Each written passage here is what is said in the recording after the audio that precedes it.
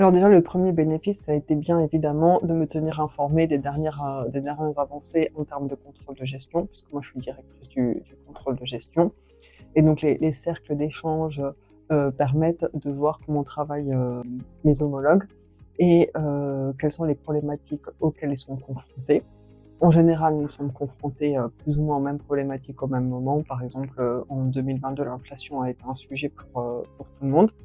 Et donc ça me permet de voir, comment les différentes personnes traitent ce sujet, puisque au sein d'une entreprise, il est très difficile, d'échanger de manière aussi ouverte avec les autres, parties de l'entreprise.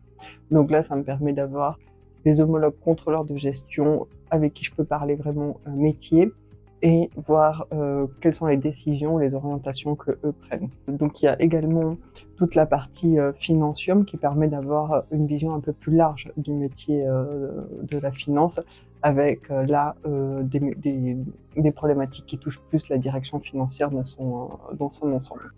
Alors j'espère que j'ai apporté à la DFCG mon dynamisme.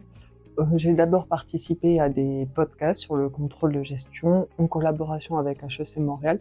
Nous avons fait discuter sur, différentes problématiques des universitaires et des professionnels du contrôle de gestion. Il nous est apparu, que les universitaires et les professionnels avaient très peu d'endroits où échanger.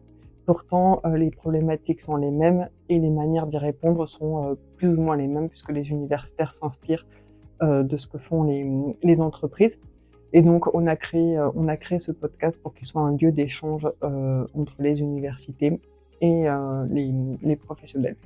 Ensuite, je fais partie du bureau du contrôle de gestion et j'ai apporté, au sein du bureau la problématique RSE, comment les contrôleurs de gestion peuvent traiter ou ont à traiter les problématiques RSE. Et donc à ce titre, nous avons publié 4 essentiels, dont le dernier essentiel a été fait en collaboration avec le bureau RSE. J'ai animé également, différentes tables rondes lors des journées du contrôle de gestion. Donc c'est vraiment les 2 sujets sur lesquels, j'ai pu apporter, quelque chose en tant que bénévole. Alors personnellement, je recommande vraiment à tous les professionnels de la finance d'adhérer à la DFCJ puisque c'est un réseau très, très dynamique dans lequel on peut vraiment, rencontrer des grands professionnels et avoir des temps d'échange très, très profonds.